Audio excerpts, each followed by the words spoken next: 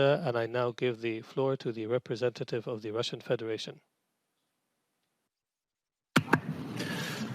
Mr. President, before I go to the agenda item we are discussing today, I would like to pay tribute to Ambassador Kelly Craft, who, as we know, is having her last meeting of the Security Council in her current capacity. I would like to thank her for her cooperation, for her friendship, and for her cooperation, despite differences that we had on the Council, including on the agenda item we are discussing today. Still, I believe that Ambassador Kerry Craft made a mark on the Council and made a difference as well. And we sincerely wish her all the best and all the good luck in all her future endeavors, and plead with her and urge her not to forget us, her friends in the Council. And now I will go to the Russian story on Syria, as Ambassador Kelly Craft said in her statement, Mr. President. Господин председатель. Mr. President, we thank Geir Peterson and Mark Lowcock for the information provided regarding the situation in Syria. We are pleased that despite the impact of the coronavirus and associated restrictions, a fifth constitutional drafting committee is planned for 25th January in Geneva. This confirms the intent of the government delegation to stabilize and settle the situation in the country, despite all the various accusations and economic, political, and military pressure from Western states. We intend to continue supporting the mediation efforts of Geir Pedersen. Together with our Astana format colleagues, we will continue encouraging delegations from Damascus and from the opposition to take a constructive approach. We consistently advocate for non-interference into the political process, which is led and owned by Syrians themselves, something that is directly stated in Security Council Resolution 2254. It is even more unacceptable to prejudge the outcomes of the process or to impose artificial timelines. And by the way, Resolution 2254 does not in any way say anything about the upcoming elections. It has nothing to do with it. Despite the stabilization of the situation in Syria, the risk of escalation remains.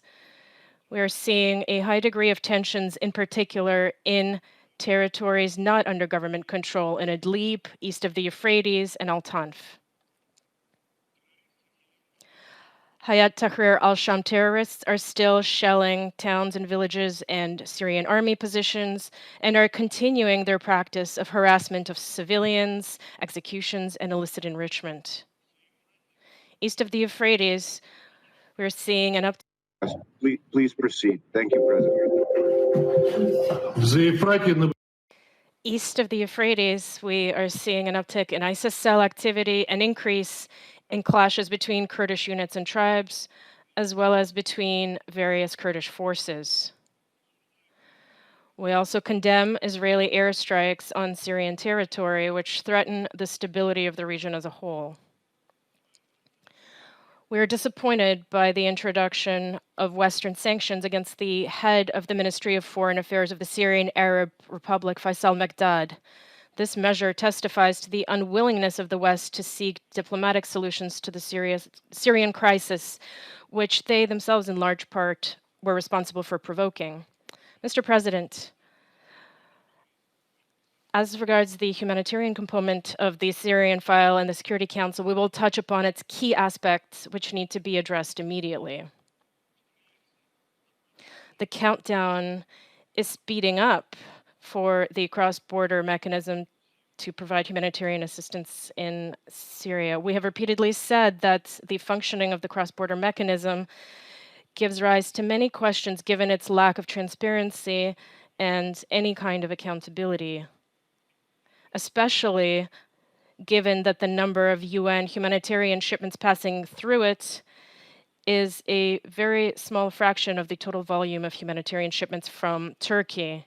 In this context, it is of course disappointing that for almost a year now there has been a total lack of progress in sending a humanitarian convoy to Idlib across the contact line. Mark Lowcock said that the parties cannot come to an agreement regarding that convoy. And I would like to correct him. Damascus upheld its responsibilities to coordinate this mission by issuing the necessary permit back in April 2020. The road into the enclave is open. So what is holding so-called other parties back from cooperation? We have been asking this question again and again because the meaning of the document signed by armed groups, or which are de facto terrorists designated as such by the UN Security Council. This document, signed under the auspices of OCHA, is the so-called Declaration of Commitment on Compliance with International Humanitarian Law and Humanitarian Assistance. Not once have we heard any sort of comment by OCHA regarding this document. And we would very much like to hear them finally speak up on the matter. We would also like to address the new pen holders of the Syrian humanitarian dossier, the Irish and Norwegian delegations. You should avoid following the example of your predecessors and focusing only on the cross-border mechanism. Very soon, the issue of its extension will once again be on the table. Passions and emotions will be running high and increasing exponentially, but predictably they will be one-sided. The lack of progress when it comes to sending shipments from Damascus to Idlib is something that the majority will once again pass over in silence. Our position is as clear as can be. The cross-border mechanism, which in 2014 was established as a temporary instrument, is beginning to outlive its time. It continues to undermine the sovereignty and territorial integrity of Syria. The Syrian Arab Republic is no longer the same country torn apart by terrorists that it was when that mechanism was just launched. It is rebuilding. The government is doing its utmost to facilitate humanitarian shipments within the country. Just look at the humanitarian assistance under the auspices of WHO to the Northeast alone. More than 90% of it is distributed across territories not under government control. The sovereignty and territorial integrity of Syria must be restored. We call on our Irish and Norwegian colleagues, as well as all other members of the Council, to demonstrate their impartiality and to look at the situation from the point of view of that factor. Criticizing our position on the cross-border mechanism has a blasphemous ring in a situation where shipments from Idlib to Damascus are delayed under fabricated and completely incomprehensible pretenses.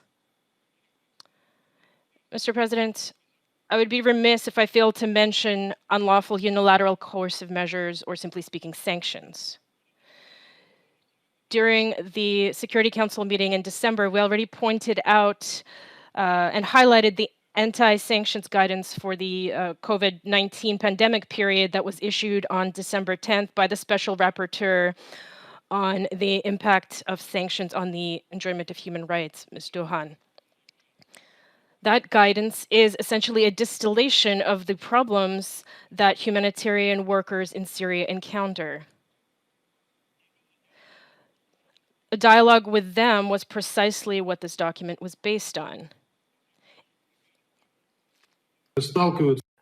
The ordinary Syrian people have had a number of difficulties, and I'll mention just the following among them.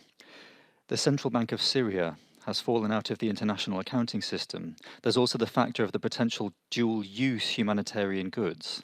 This makes it impossible for the Syrian government to buy not only PCR tests, personal protective equipment, syringes, but, as absurd as it might sound, even toothpaste. There are also difficulties created for Syria by the limits on the use of online platforms, which are not accessible on its territory.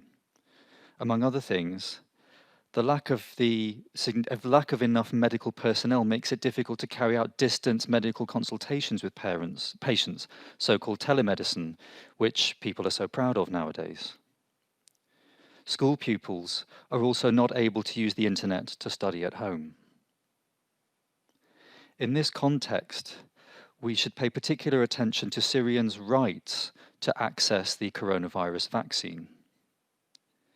Given the sanctions pressure on the government of Syria, there is a limited opportunity for those in the government territory to access protection from the pandemic, and for the same reasons. Again and again, the blacklist of the sanctions regime will put off potential suppliers. Mr. President, this is a vicious circle that simple Syrians have fallen into, and it must quickly be dealt with. It is unacceptable to label the government, accusing it of inaction, while fully cutting the country off from the outside world, business contacts, and financial transactions. Syria has a legal right to independent, sustainable development, and Damascus is doing everything it can under difficult circumstances to keep the economy afloat. We remind colleagues that the northeast of Syria, which is occupied, is not only rich in oil and gas, but the income from the sales of those substances is not flowing into the Syrian coffers. Syria is also suffering environmental damage, which nobody is bearing responsibility for, and the UN simply keeps its mouth shut.